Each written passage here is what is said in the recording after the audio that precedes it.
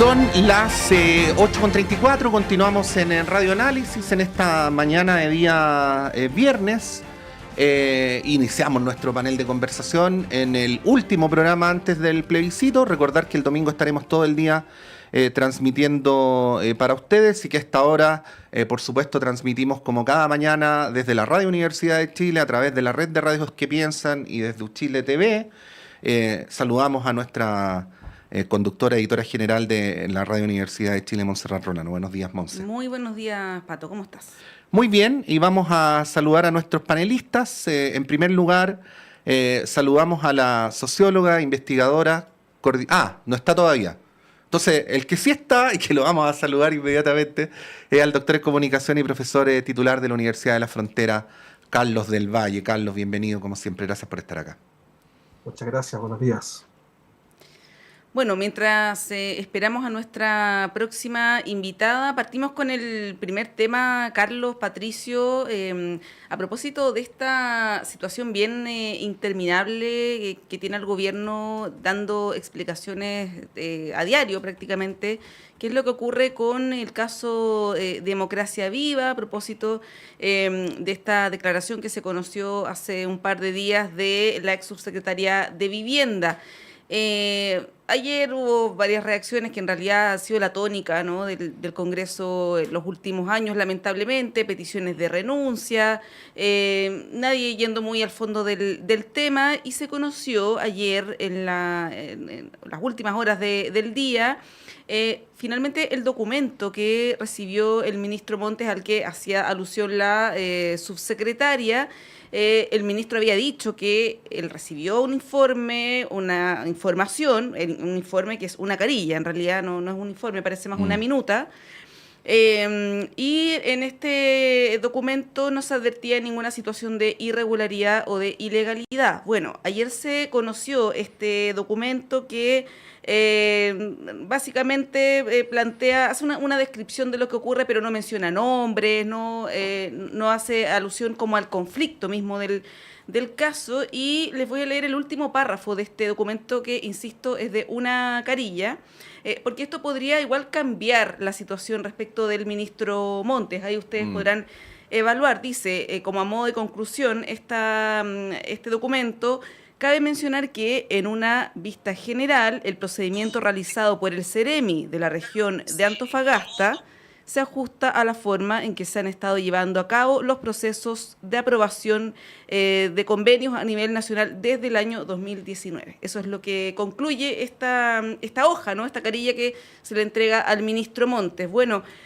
Carlos, quiero preguntarte cómo ves la situación del ministro, el estado de este caso, además cuando los principales involucrados han sido detenidos. Hoy día continúa el control de detención.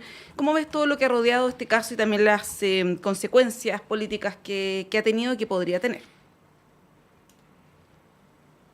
Buenos días, Teresa. Bueno, en realidad creo que es un tema de bastante complejidad. Me parece que hay síntomas que son relativamente esperables, digamos, ya una suerte, digamos, de síntomas muy permanentes que tienen que ver con, por ejemplo, las acusaciones desde la oposición y la postura, digamos, de la oposición. Me parece que esa es una parte de la sintomatología. Sin embargo, en casos como este, cuando aparecen, por ejemplo, evidencias o cuando aparecen documentos que de alguna manera difieren con lo dicho en algún otro momento, creo que la situación se complejiza mucho más, porque no solo parece ser una cuestión de capricho, digamos, de oposición, sino que también hay algunos fundamentos. Y en ese caso uno esperaría quizás un cierto gesto, digamos, de las autoridades que están en este minuto, digamos, en los cargos, ¿no?, de poder asumir para no seguir, digamos, lesionando, me parece a mí, al gobierno, y en una gestión que se está haciendo bien difícil también en estas temáticas, ¿no?, con la detención, como mencionabas tú, reciente de algunas personas imputadas, digamos. Creo que el panorama amerita, digamos, ciertos gestos, me parece a mí, digamos, para no seguir complicando la gestión de un gobierno. Sí, le damos la bienvenida a Teresa Valdés. Teresa, bienvenida. Gracias por estar acá. Estás en silencio, parece. Sí. Ahí, Ahí hola. sí. Estuve ahí medio problemada con la tecnología, pero aquí estoy. Sí, cosas que pasan. Te damos la palabra, empecemos inmediato con la conversación. ¿Sabes? A mí me tiene, a ver, ¿cómo decirlo bien? Me tiene sorprendida esta manera de abordar el tema del ministro Carlos Montes, ya lo he dicho en otra oportunidad en este mismo programa. Esta extraña manera de hacer política en que se dan gestos para acá, se dan gestos para allá, se dijo, no se dijo, en un mundo muy pequeño que hablan muy pocas personas, sin hacerse cargo de qué es lo que realmente necesita la gente y qué es lo que realmente está pasando.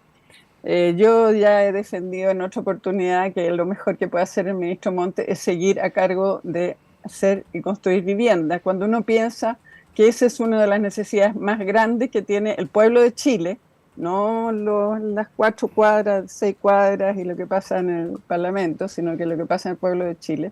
El tema de la vivienda es de una urgencia y una sensibilidad, y lo digo especialmente para las mujeres. Y uno dice aquí hay una apuesta política, una propuesta política de construir y de resolver en una medida significativa el déficit de vivienda. Entonces uno dice, ¿dónde están? Bueno, por sus frutos los conoceréis. Entonces uno dice, ¿qué es lo que se ha avanzado? ¿Cómo se está haciendo? Más allá de todo el lío, digamos, de, de democracia viva. Y uno tiene un avance en 35,4%, 92.093 viviendas entregadas, 125.121 en ejecución, 82.649 aprobadas para iniciar su construcción. Y uno dice, ¿qué pone uno en la balanza? ¿Qué pone uno en la balanza? El gesto, porque el texto, ese famosa memorándum minuta que se conoce ayer, no dice lo que se espera que dicen. No hay ninguna denuncia de que haya ningún acto irregular.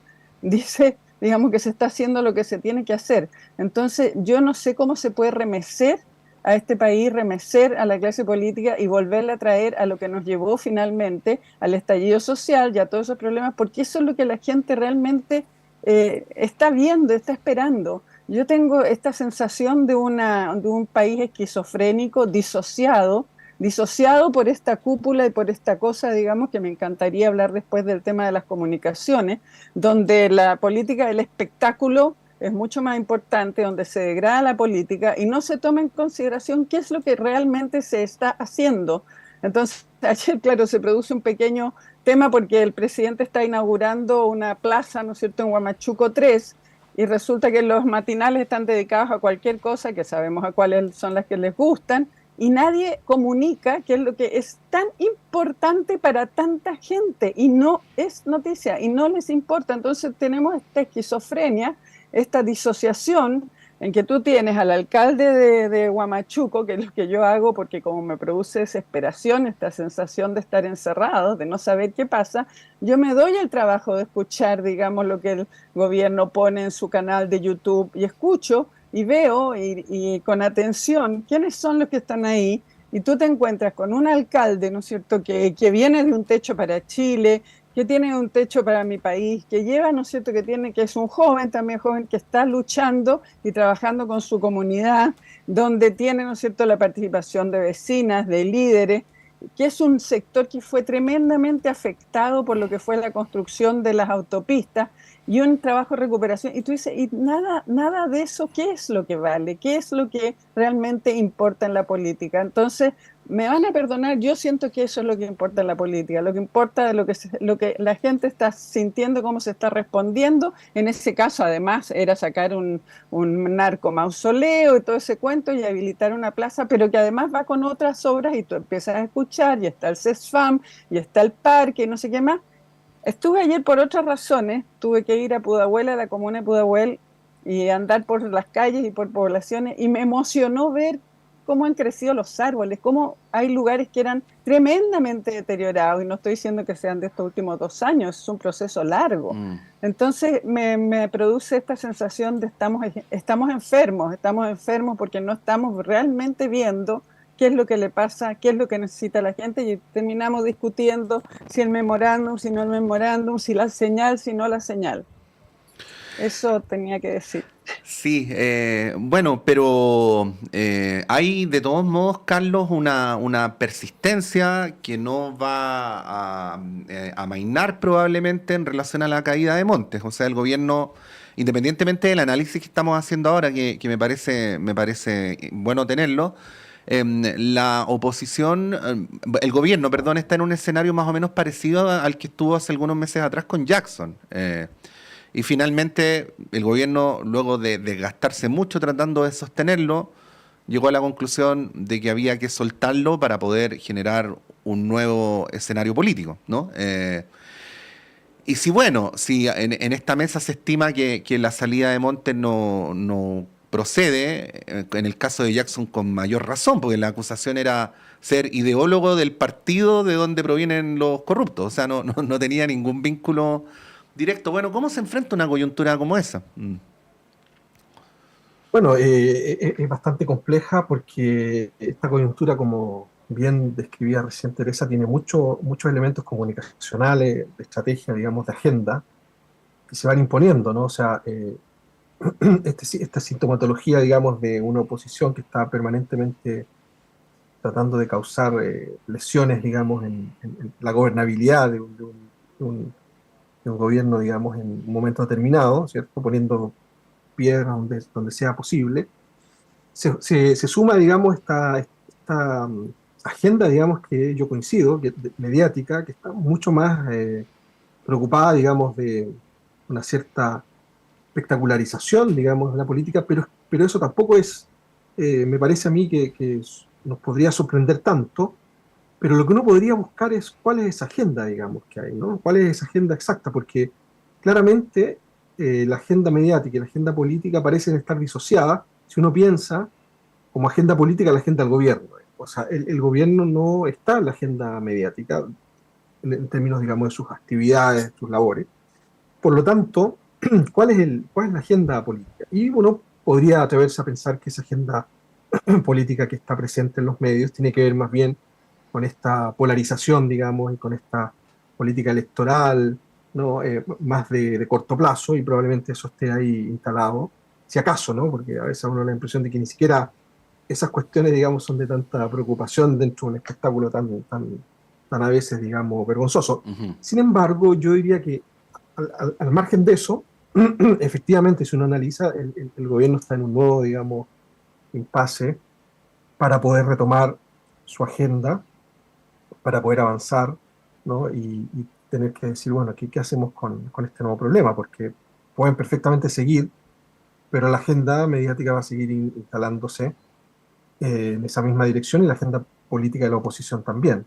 Ujú. Entonces la decisión ahí es más bien cómo resolvemos estas cuestiones para seguir haciendo lo que es nuestro programa, ¿no? Nuestro programa de gobierno, que coincido con Teresa en el sentido de que se están haciendo muchas cosas. Otra cuestión es que no se ven, porque no son parte de la agenda de los medios. Pero, ¿qué hacemos para seguir avanzando si tenemos este impasse nuevamente instalado, así como eh, hace poco tiempo lo teníamos o se tenía con Jackson, ¿no? Creo que ahí hay una tensión que hay que resolver lo antes posible, me parece a mí. Sí. Sí. Bueno, pasa a propósito de lo que dice Carlos y lo que decía Teresa también, que da un poco lo mismo lo que ocurra, da lo mismo los hechos, lo que importa es el relato que se construye. Y lo menciono también a propósito de lo que decía ayer el presidente, la inauguración de una plaza en Renca, que antes era un mausoleo narco, en un contexto de recuperación de espacios públicos, que esto tiene que ver con la agenda de seguridad, no solamente con mayor dotación de carabineros o endurecimiento de penas, sino que también recuperación de espacios públicos, es cómo se combate la inseguridad y la delincuencia. Bueno, ahí el presidente hace una crítica respecto de la cobertura que tienen, por ejemplo, los matinales y cómo eso genera ciertos relatos y cierta sensación de temor también en la población. Eso fue también muy criticado, salieron algunos periodistas de matinal, ¿no?, a responderle al presidente, pero ahí el tema de fondo, Teresa, es justamente eso, ¿no? Que da lo mismo lo que haga el gobierno o lo que no haga, da lo mismo los hechos, sino que cómo se presentan y los relatos que se construyen. Y quiero adicionar a lo que estamos conversando una situación que se conoció ayer en la noche, tarde, respecto de un caso bastante grave, que se le llamó, no recuerdo el nombre específico, pero tiene que ver con la detención de más de 50 empresarios por fraude tributario. Estamos hablando de 240.000 millones de pesos. Hubo más de 80 allanamientos, más de 50 personas detenidas. Y si uno lo compara a nivel de gravedad, 240.000 millones de pesos con los 420 de Democracia Viva, millones, estamos hablando, evidentemente una cosa no tiene nada que ver con la otra. De hecho, este caso supera todos los delitos tributarios en la historia del país, el caso Penta, SQM, en fin. Y uno ve que no tiene la misma repercusión como si la situación del ministro Montes, ¿no? Entonces ahí uno, y bueno, y otro elemento, otro pelo también ahí en la sopa, lo que pasó ayer con la ministra Toa, que tuvo un exabrupto en esta misma inauguración en la Plaza de Renca, y se plantea como si fuera un tema nacional. Yo también quiero dejar planteado que si hubiera sido un hombre, probablemente un ministro no habría tenido la misma repercusión, probablemente este exabrupto que tuvo la ministra. Teresa, son varios elementos, pero al final estamos hablando un poco de lo mismo, ¿no? De cómo se construyen ciertos escenarios que finalmente terminan siendo realidad. ¿Cómo lo ves? A ver, a mí me produce, me angustia esta política del espectáculo, porque es una degradación de la democracia. O sea, esto de no poder hablar realmente y no poder presentar lo que es más relevante para los cambios que necesitamos para construir el mejor país, todas esas cosas que nos llenamos la boca, y resulta de que tú tienes una presentación, digamos, de hechos que sistemáticamente, y no sé quién es, no sé si son los editores, no sé si son los periodistas, no sé si son las pautas que se le entregan, pero además hay una falta de ponderación, una falta de sensatez en cómo se presentan los casos, porque tenemos el lío, ¿no es cierto?, del posible secuestro, digamos, que habría participado el Castillo. Ninguna ponderación, ninguna capacidad de esperar, de decir, mira, las instituciones tienen, aquí hay un hecho rarísimo, hay que esperar lo que diga la Fiscalía. No, salieron todos, salieron los actores políticos, y sale presidenta del Partido Demócrata y salen con amenazas y más cosas, y uno dice, no puede ser. El exabrupto de la ministra es el resultado de una provocación, claro, estamos en este escenario de provocación permanente, y entonces, claro, hay una palabra que se sale en buen chileno, digamos, que si la dijera un varón tal vez no pasaría. Entonces, la pregunta es, ¿quién construye la agenda? ¿A quién favorece? ¿A quién favorece esto? ¿Quién goza? ¿Quién dice hemos logrado el objetivo? ¿Vamos a mirar al lado a Argentina? ¿Qué vamos a hacer? Que lo que va a pasar en Argentina es tan grave. Esta destrucción, digamos, y de no mirar lo que realmente tenemos, no valorar lo que tenemos. Tanto cuestionamiento a que no se valoraron los 30 años, hoy día no se está valorando, los últimos años tampoco se está valorando. Entonces, no sé cómo lo hacemos, no sé. A mí me impresiona como la falta de aporte desde los medios hacia a lo que, digamos, diría Pedro Aguirre Cerda, gobernar es educar, y los medios deberían estar ayudando a visualizar qué es lo que está en la balanza y mirar, digamos, qué es lo que son los aportes. Efectivamente, lo de ayer en Huamachuco 3, yo le tengo mucho cariño a Huamachuco, yo trabajaba allá en la Casa de la Mujer de Huamachuco, en Huamachuco 2, conozco ese territorio y me produce mucha emoción que se esté avanzando lo que se está avanzando.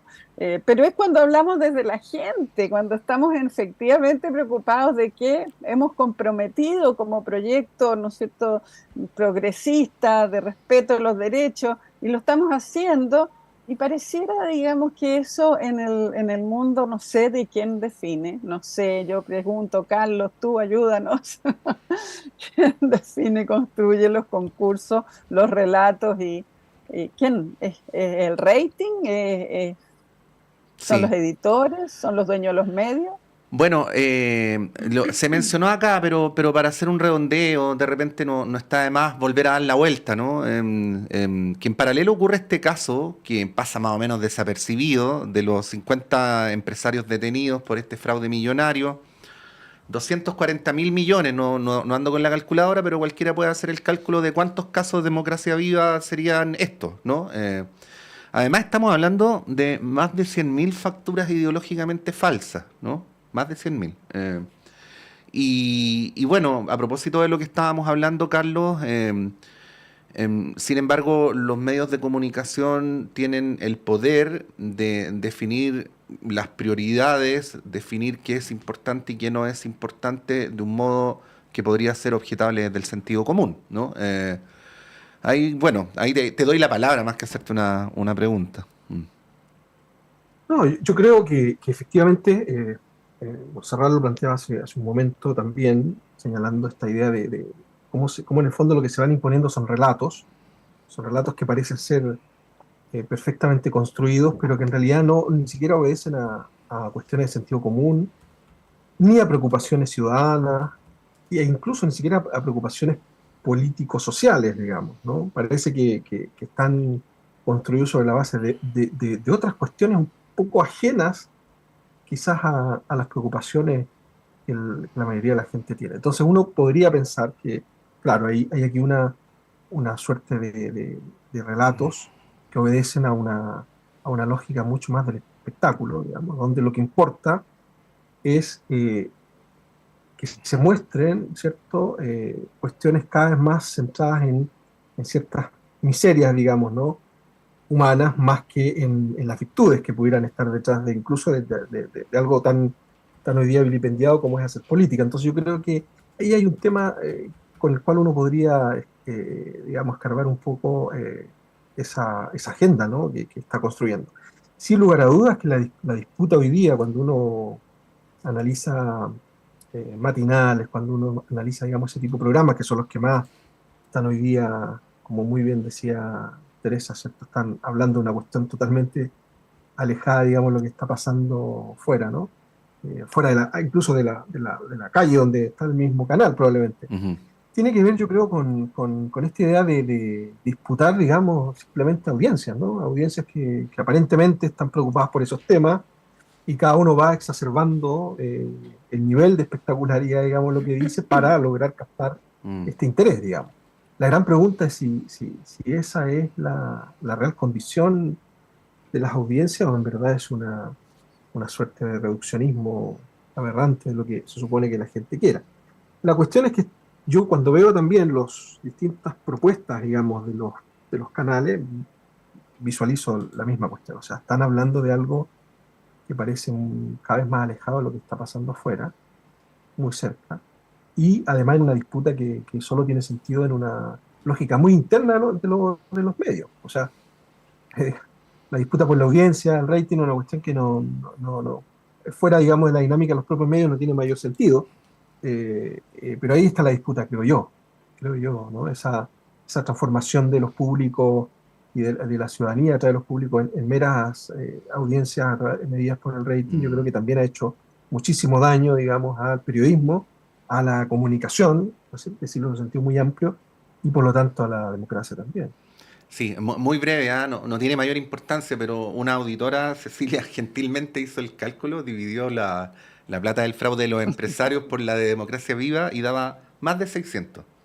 O sea, la plata involucrada en el caso de los empresarios es más de 600 veces la de la Fundación de Antofagasta. Qué buen cálculo, ¿eh?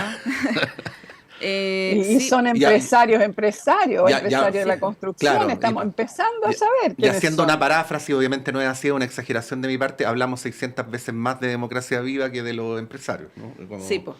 Y sí, yo me pregunto ahí, Teresa, te doy la palabra, pero ¿cuántos de estos 50, que se supone que pueden ser más, pueden llegar a ser hasta 100 empresarios, de los cuales no conocemos sus nombres ni el nombre de sus empresas? ¿Cuántos de ellos eran de origen venezolano, colombiano? Yo presumo que pocos o ninguno, ¿no? Porque si fuera así, probablemente sería una noticia más destacada. Esto lo digo en tono irónico, obviamente. Teresa, no sé si tienes algún comentario respecto de este caso particular antes de irnos a la pausa. Yo creo, mira, uno, creo que son chilenos, dos, ya se están sabiendo los nombres, ya sabemos que los están trasladando todos a Santiago, que fueron en 10 regiones. Y yo creo que esto debería poner sobre la mesa la importancia del pacto fiscal, la importancia, porque esto es evasión, elusión, todo lo que estamos diciendo, y la oferta de la derecha para el tema, no quieren reforma tributaria, pero sí, ¿no es cierto?, atacar la evasión y la ilusión. Bueno, aquí están, entonces deberíamos tener un respaldo enorme para seguir adelante con esa agenda. Y debería estar efectivamente en los medios, pero parece que ya Torrealba, no importa que a Torrealba lo volvieron a dejar, digamos, con detención, le volvieron a negar la salida, pero eso no importa, parece que cuando uno examina este reconocimiento de que efectivamente recibía sobres, digamos, con plata y todo, que es un escándalo, y resulta que eso no es eso, que es tan escandaloso, no tiene peso frente, digamos, a seguir, digamos, con la cosa de Democracia Viva y de la diputada Pérez, qué sé yo. Pero es muy grave este país, realmente tenemos una situación que reparar respecto de cómo se ha aprovechado, porque son recursos públicos, cada una de las evasiones de impuestos. Se nos olvidó el caso Coimas, digamos, el caso Coimas también es evasión de impuestos, todo es evasión. Esperamos de que ahora, digamos, vaya a haber un cambio en estos días, digo yo. Bueno, vamos a ir un breve alto. Esto también tiene un poquito de construcciones mediáticas, pero me voy a explayar a la vuelta porque si no, no se va a entender. Vamos a tratar el caso Luis Castillo, ¿no? Solo diría antes de la pausa que de todos los indultados el único nombre que recordamos es el de Luis Castillo. ¿Por qué será, no? Vamos y volvemos.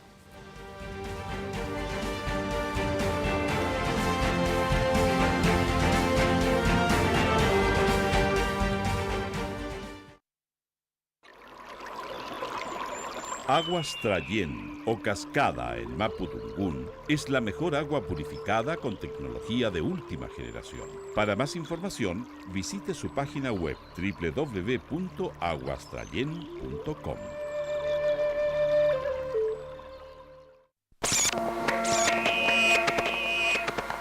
Perdidos en el espacio.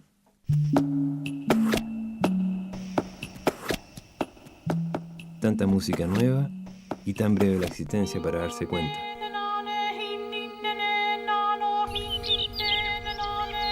Perdidos en el espacio. Lunes, 22 horas.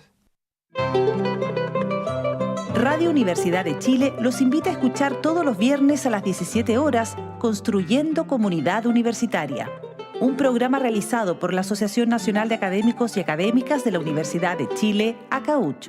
Este espacio tiene como objetivo dar a conocer el trabajo de las y los miembros de la comunidad universitaria con acento en lo que hacen, piensan y proponen los académicos con una perspectiva interdisciplinaria.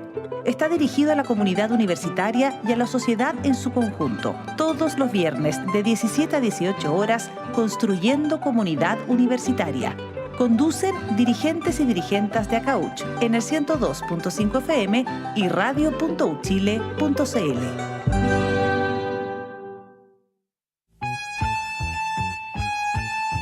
Radio Universidad de Chile les invita a escuchar el programa Memorias de Futuro, un nuevo espacio de educación, formación ciudadana y la historia popular de Chile y Latinoamérica, junto a grandes invitados e invitadas, todos los sábados a las 22:30 horas en el 102.5 FM y radio.uchile.cl. Conduce Jan Flores.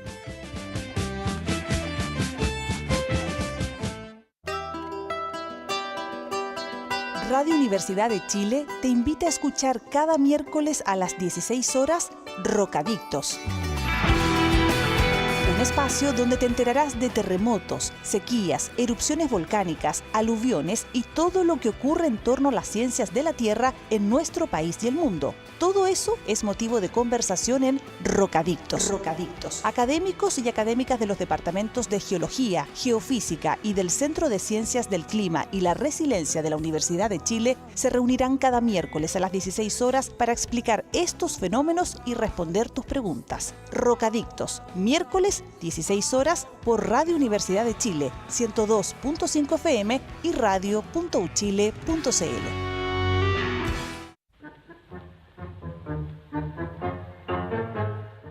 Mano a mano con el tango, con los NIN, usted ya lo sabe, todos los sábados de 10 a 11 de la mañana, por supuesto aquí en Radio Universidad de Chile, 102.5 de la frecuencia modulada.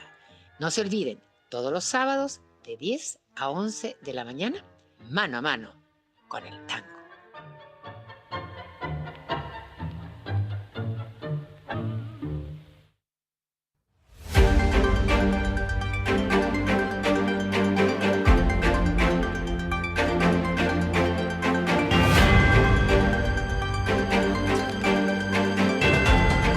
Son las 9:02, continuamos en Radio Análisis en esta mañana de día viernes, como Serra Rolano en el estudio, con Teresa Valdés, Tere Valdés, y la conocemos hace tiempo, ¿para qué lo vamos a disimular? La Tere Valdés que está acá y por supuesto don Carlos del Valle en este panel. Bueno, yo decía, el caso Luis Castillo, hay varias maneras de entrar a este tema. Vuelve a aparecer el tema de los indultos, cuando uno mira en perspectiva. Qué duda cabe que al menos algunos de los nombres elegidos para indultar no fueron los más recomendables. Uno lo puede medir por las consecuencias también. Yo lo mencionaba más temprano, pero solo para hacer memoria rápido, esto le costó el cargo al jefe de gabinete del presidente de la República, le costó una acusación constitucional e hipotetizo un desgaste quizás irreversible al capital en el cargo, quiero decir, porque es una persona de mucho prestigio, de la ministra de Justicia Marcela Ríos, y así sucesivamente. Pero por el otro lado también es cierto que todo lo que tiene que ver con los indultos, pero incluso más grande que eso, todo lo que tiene que ver con el estallido, en algunos códigos comunicacionales termina reduciéndose a este ciudadano, que no quiero ser despectivo con él, es muy importante como ser humano, igual que todos los demás, pero es como que todo se circunscribe a una persona, ¿no? Luis Castillo. Bueno, ni siquiera estoy mencionando acá, porque quizás no es relevante para el análisis, pero véanlo ustedes que todavía las circunstancias en las cuales fue detenido son bastante confusas, ¿no? No hay todavía una verdad judicial, es un poco risible, pero la misma familia hablaba de que el supuesto secuestrado habría inventado el secuestro porque llevaba varios días de farra y tenía que justificar ante su pareja porque no había llegado a la casa. Pero bueno, eso en materia de investigación. Había quienes ponían en redes sociales estado sentimental, secuestrado. Secuestrado, ¿no? Ese es la vieja canción, no estaba muerto, andaba de parranda, pero no lo sabemos, ¿no? Retomemos el análisis, pongámonos serios. No tan serios, pero un poco más serios. Teresa. A ver, es bien poco lo que uno puede decir, digamos, porque a mí lo que más me impresionó fue la reacción inmediata antes de tener los antecedentes, y eso me produce, digamos, en el escenario político actual, de no tener los antecedentes y reaccionar y generar hechos políticos y amenazas de todo tipo, digamos, de acusaciones, sin tener los antecedentes. Eso me impresiona porque nos hace, o sea, es esta reacción, digamos, de que si no lo hago va a pasar algo terrible o me voy a ser cómplice de, y en este caso particular, que de verdad es muy raro, es muy extraño desde el principio, por eso lo dejaron, ¿no es cierto?, bajo reserva, pero en este caso a mí me impresiona lo que ya ha producido. O sea, tenemos a la presidenta del Partido Demócrata haciendo acusaciones, tenemos a personas, digamos, de peso político hablando, sacando declaraciones, se presentaron ahí ayer la bancada, no sé cuántos, exigiendo nuevamente que el presidente pida disculpas. Sí, pero si todavía no sabemos qué es lo que ha pasado, eso es lo que me tiene impactada. Sí, ahí Carlos, bueno, yendo a lo mismo que plantea Teresa, primero la reacción rápida de parlamentarios ya pidiendo no solamente que se revocara este indulto y todos los indultos, sino que incluso anunciando posibles acusaciones constitucionales contra el presidente, declaraciones totalmente destempladas cuando no se conocían y todavía no se conocen todos los antecedentes. ¿Cómo ves esto del caso indulto, más allá de que evidentemente hubo un error por parte del presidente? Creo que eso hay un cierto consenso, incluso por parte de los habitantes de La Moneda, de que fue un error en el momento en que se hizo, con las personas que se hizo, pero más allá de eso, ¿no? Como esta manera de reaccionar destempladamente, cuando todavía no hay antecedentes y cuando además en otras ocasiones indultados, por ejemplo, por el presidente Piñera, también cometieron delitos luego de haber sido indultados. Es parte de lo que puede ocurrir con un indulto, porque no se está, y hay otro error del presidente, no se está reconociendo que las personas que se excarcelan son inocentes, cosa que sí lo dijo el presidente, sino que por distintos motivos, en el caso del expresidente Piñera fue por el tema del hacinamiento, en el caso del presidente Boric por razones políticas, pero se les está dando este beneficio, ¿no? ¿Cómo ves el caso y, bueno, las reacciones también que ha generado de la clase política, por así decirlo, de la oposición? Bueno, claro, efectivamente en un contexto y en un escenario como el que hemos estado conversando, donde los medios de comunicación tienen cierta predilección por armar estos espectáculos, digamos, estos rituales, digamos, de espectáculo, evidentemente es muy atractivo el caso de Castillo, ¿no? Es como una suerte de, guardando todas las proporciones de Cizarro, ¿no? Que si probablemente avancemos hacia esa dimensión, donde hay una alta criminalización de la persona, porque en el fondo lo que pasa es que él representa, en una agenda muy centrada en el discurso de la seguridad, él representa, digamos, una suerte de némesis absoluta, ¿no? Es la expresión misma de lo que aparentemente la sociedad no quiere. Entonces él va a tender obviamente a representar durante todos estos días, digamos, esa situación, ¿no? O sea, él, indultado, digamos, se va a transparentar lo más posible, digamos, los delitos que aparentemente, digamos, cometió, por los cuales había sido en su momento, ¿cierto?, encarcelado. Entonces, yo veo eso en los próximos días, desatado, ¿no?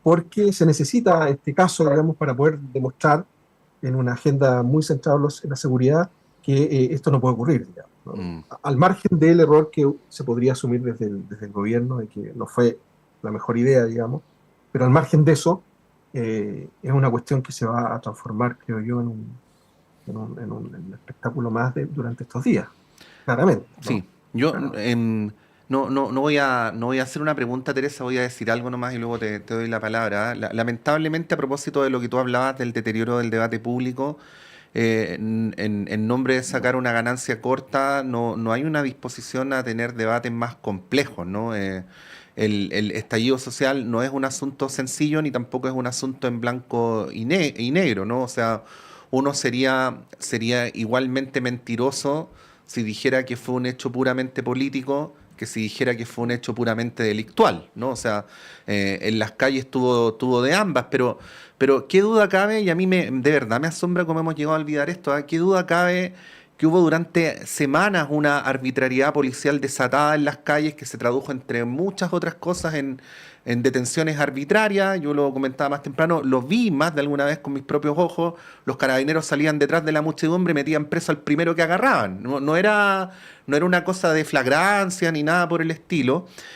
Con esto no estoy diciendo que todos los detenidos eran inocentes, por favor, no es una conversación en blanco y negro, ¿no? Y luego devino el tema de las prisiones preventivas extendidas por más de un año, que no por nada se transformaron en un hecho político, ¿no? O sea, con organismos internacionales incluso haciendo el señalamiento, y con una hipótesis jurídica, además de que las prisiones preventivas se extendían por la debilidad de las pruebas, ¿no? Entonces es en ese contexto que durante el primer año de gobierno, con un clima político sustantivamente distinto al actual, los indultos eran un tema, ¿no? Entonces, bueno, es bueno recordar eso, porque si no aparece en el aire como que el presidente de la República está indultando delincuentes, ¿no? Bueno, vuelvo a insistir. Siempre los indultos son a delincuentes. Bueno, sí, son personas pero condenadas por lo digo en el sentido de los imaginarios que describía Carlos, ¿no? Porque Luis Castillo, lo digo con mucho respeto, es como, o sea, se adecua muy bien al imaginario del lumpen, ¿no? Si alguien lo quisiera construir. Teresa.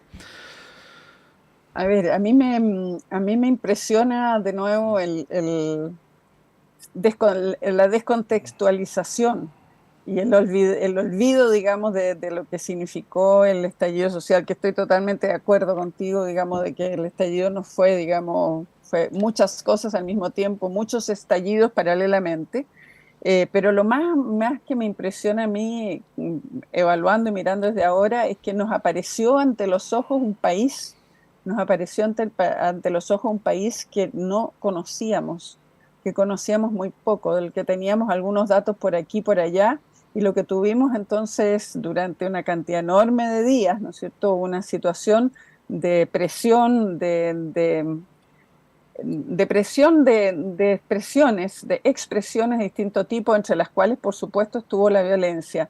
Y vimos de nuevo a Carabineros, que no lo veíamos porque con motivo de los 50 años hemos vuelto a ver muchos videos, muchas películas, y era lo mismo, o sea, tomaban al que pedían, al que pillaban, y las cosas que hicimos las mujeres agarraban a la que pillaban y la tiraban para adentro. O sea, tú también lo viste. Entonces, Sí, obvio que lo sí, vi. po. Lo vi y a mí también me tocó. Ayer, ayer estuve en un acto, digamos, de mujeres de la coordinadora 8M frente a la Biblioteca Nacional, el mismo lugar donde estuvimos el 83. Ese 83 yo fui tomada presa, fui la única tomada presa ahí a la pasada nomás, pues fui la única que tomaron presa los pacos hace 40 años. Entonces es un patrón de actuación. Entonces, claro, tenemos una coctelera, tuvimos una coctelera con muchos ingredientes, y claro, han pasado los sucedidos que han sucedido, hemos tenido primer intento constituyente y ahora vamos en el segundo, y se olvida, digamos, que el tema de fondo es que ahí hay una olla a presión que no está, digamos, asumida, y que efectivamente lo que tenemos que hacer es separar los temas. Lo de la prisión preventiva extendida, digamos, sin duda que fue el tema más grave. La no constitución de pruebas, obviamente, porque qué pruebas te iban a mostrar, digamos, si te tomaban en la calle corriendo. Entonces, lo penoso es que como sociedad no seamos capaces, digamos, de reflexionar sobre los distintos temas que se produjeron. Y Luis Castillo va a quedar ahí como la tía Pikachu, o queda como simbólica, digamos, de algo que la sociedad o los medios o quienes deciden, digamos, están rechazando. Yo soy positiva y optimista y pienso de que finalmente vamos a tener, digamos, una versión que va a despejar este nivel de brutalidad, digamos, respecto de una persona, pero que la persona y claramente estuvo presa y fue indultada porque había cometido algún delito, algún configurado delito, digamos, en nuestra justicia. Que si estuvo bien, que si no estuvo bien, ya hemos zanjado, eso lo hemos conversado muchas veces, pero eso es lo que me motiva, digamos, decir en este caso. Sí, Carlos, bueno, para ir cerrando este tema antes de pasar al gran tema de Argentina que queremos también conversar con ustedes, la pregunta que surge a propósito de todo lo que hemos estado hablando en el panel respecto del caso de Carlos Montes, de Democracia Viva, y esto del caso Indultos que vuelve a la moneda después de casi un año. Esto fue el 31 de diciembre del 2022, y ya el tema había sido cerrado con el nuevo ministro de Justicia. Quedan algunas dudas, de hecho, cuando se le ha vuelto a preguntar al presidente Boric, él ha eludido las preguntas de los periodistas sobre este tema, de cómo se colaron, ¿no?, un par de nombres en la lista, porque eso fue lo que ocurrió, entre ellos el de Luis Castillo. La pregunta que surge, Carlos, es, partiendo de la base que ninguno de nosotros es experto electoral, pero ¿tú crees que este clima podría afectar el plebiscito del domingo? ¿Podría tener alguna relación quizás? Y esto que se ha hecho como una campaña muy potente de Daniel Andrade vota en contra, por lo tanto tú votas a favor. Que Bueno, se ha hecho profusamente la por redes alcaldesa sociales. Matei dijo textual, ¿no? 2 votos menos para el en contra. Así es. Sí. ¿Cómo ves ese escenario? Evidentemente, yo creo que ahí podemos encontrar una de estas agendas, digamos, encubiertas, ¿no? Estas agendas están operando activamente porque, claro, todo esto no es menor que estalle, digamos, a puertas, digamos, de este escenario también de elecciones, ¿no? De plebiscito. Yo creo que en ese sentido no es muy sospechoso, digamos, si uno hace esa reflexión, ¿no? Y dice, mira, claro, aquí hay algo. Porque además hay que ir pensando que de alguna manera esta estructura mediática, digamos, con las características que ya conocemos, ¿no? Con la fuerte concentración y presencia de un discurso digamos, por sobre cualquier otra alternativa.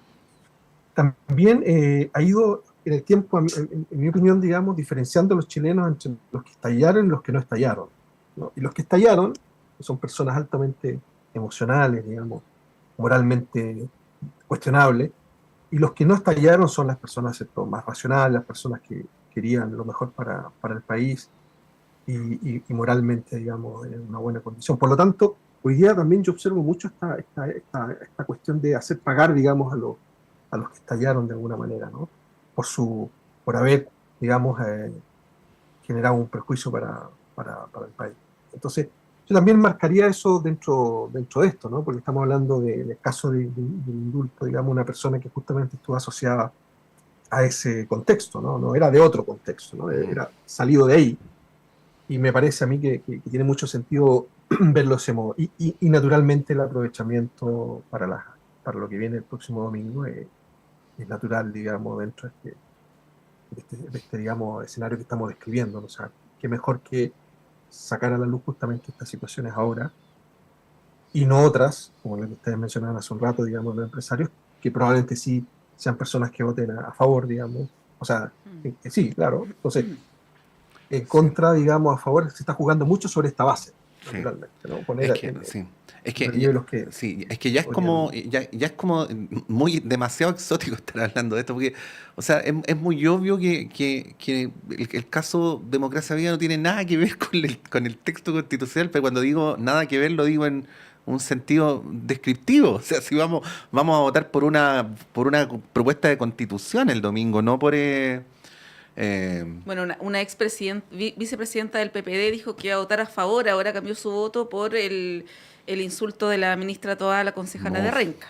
Fundamentos muy de fondo. muy sustantivos. Sí. Bueno, vámonos a la Argentina, Teresa, Carlos. El fenómeno político de un presidente que llega bueno, sigue siendo la pregunta de qué está hecha la mayoría de Milei, ¿no? Si es una mayoría que apoya sólidamente al presidente, si es una mayoría que está dispuesta a atravesar el desierto con él, porque el anuncio que ha hecho Milei de cómo van a ser los primeros meses de gobierno corresponde estrictamente a lo que uno en términos bíblicos podría llamar la travesía por el desierto, ¿no?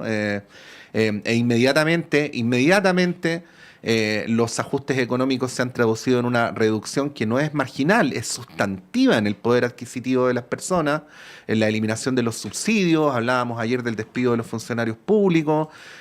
Uno no debemos hacer lo que estábamos criticando recién, que es hacer de un caso una descripción general, pero yo veía en la televisión a una funcionaria despedida de la agencia estatal Telam, que decía llorando que llevaba 30 años en la empresa, que nunca había movido un dedo por un compañero despedido, que había votado por Macri, que no tenía nada que ver con los Kirchner y se declaraba compungida porque en el primer día de gobierno la habían despedido.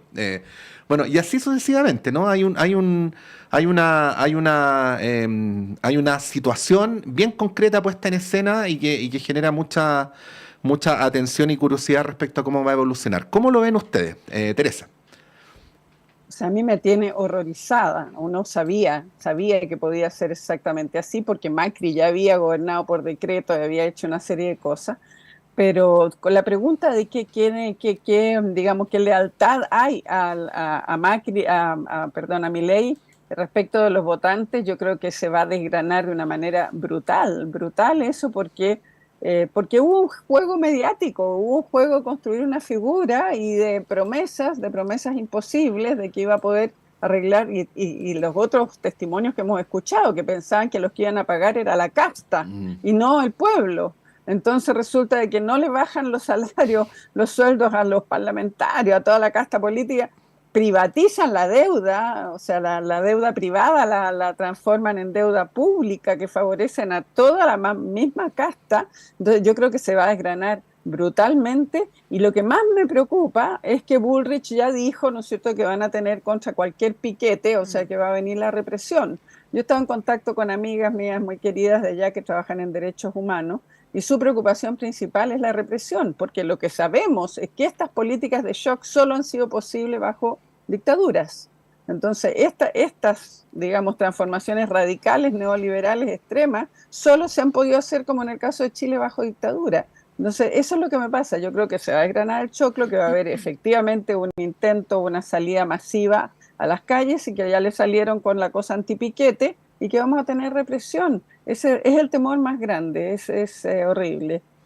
Sí, justamente eso les iba a pedir un comentario, una reflexión, porque están todas estas medidas económicas que describe Pato, que obviamente generan mucha decepción, rechazo en gran parte de la población, incluso por quienes votaron Sí, claro. por Milei, que además, claro, tenía este discurso de que se iba a afectar a la casta, pero finalmente eso no se ve que vaya a ocurrir en el futuro próximo. Pero además hay manifestaciones convocadas para la próxima semana, para el 20 y 21, si no me equivoco, el 19 y 20, pero es en los próximos días. Y en ese contexto se anuncia ayer en la mañana y luego Patricia Bullrich, la ministra de Seguridad, entrega algunos detalles en la tarde de este protocolo anti-piquetes.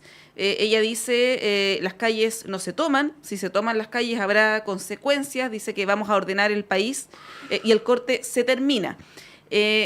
Son dos cuestiones bien irreconciliables, ¿no? Porque las medidas que obviamente generan rechazo y bueno, provocan manifestaciones, como ocurriría en cualquier parte del mundo, van a ser a su vez reprimida fuertemente probablemente por este protocolo antipiquetes. ¿Cómo ves ese escenario, Carlos? Obviamente nadie tiene una bola de cristal, pero es una mezcla bien nociva, ¿no? Para la democracia, podríamos decir incluso. Por supuesto, porque en verdad lo que está pasando, ¿no?, en Argentina tiene que ver con esta fuerte polarización política, incluso está por sobre las tensiones más tradicionales, más clásicas de los partidos, ¿no? Milei está absolutamente por el lado, digamos, de cualquier construcción partidista tradicional. Él está por fuera de eso, ¿no? Es una postura muy antiperonista, antikirchnerista, ¿no? Y hasta cierto punto con un nivel de beligerancia extremo, que yo creo que obviamente, y hay muchos y muchas, digamos, buenos amigos de Argentina, se preguntan, ¿no?, qué pensaban los que votaban, digamos, que iba a ocurrir, si no una fuerte, digamos, surgimiento de medidas, digamos, de control que iban a intensificar lo que estaba pasando. Es decir, alguien que sostiene como discurso una postura absolutamente economicista, las medidas que va a imponer son medidas económicas, y una de las primeras, de hecho, que hemos estado leyendo y sabiendo, tienen que ver con un ajuste mucho más extremo y con un discurso donde dice, y ha dicho varias veces, no hay plata, digamos, ¿no? Por lo tanto, yo creo también, como dice Teresa, que va a empezar de a poco esto a empezar a componerse, ¿no? Porque en el fondo la gente, yo creo que esperaba efectivamente un castigo a la casta política. Fue el discurso de Milei, digamos, permanente, y eso no va a ocurrir. Eso no va a ocurrir, o no va a ser lo primero que va a ocurrir. Lo primero que va a ocurrir es un ajuste, digamos, al resto de la sociedad, una intensificación además de los despidos, porque Milei ha hablado como economista, digamos, que es, y además de la línea, ¿no?, de Friedman, es sacar del Estado lo más que pueda, digamos, o sea, reducirlo, y eso significa privatizar todas las, digamos, áreas donde el Estado hoy día está presente, y Telam es una de ellas, y después vendrá con la línea aérea, sí, además ahí es evidente que hay motivos políticos, ¿no? O sea, de hecho, una diputada de La Libertad Avanza le enrostró a una periodista del canal público que se iba a privatizar el canal, que se iba a privatizar Telam, en fin, los medios públicos en general. Vamos a ver qué es lo que va a ocurrir. Yo recuerdo pocas veces en que un gobierno haya salido con la insignificancia como el que terminó el de Alberto Fernández. Su última alocución llegaba hasta a dar pena, un señor absolutamente derrotado, reconociendo que su gobierno había sido malo, y lo único que se atrevió a decir para defenderse fue: en todo caso, quiero decir que nunca me permití tomar una medida contra el pueblo. Vamos a ver, porque quizás esa frase en medio de un discurso de absoluta derrota envejece relativamente bien o va a cobrar algún sentido durante las semanas o meses que vienen. Pero bueno, eso ya es materia del futuro, lo seguiremos conversando y analizando. Por de pronto, Teresa Valdés, muchas gracias, que tengas un buen fin de semana. Muchas gracias, un gusto verlo, escucharlo, todos. Y a Carlos del Valle, gracias Carlos, que estén bien. Muchas gracias a ustedes. Estén bien también. Con Montserrat vamos a ir un breve alto y a la vuelta va a estar con una muy interesante entrevista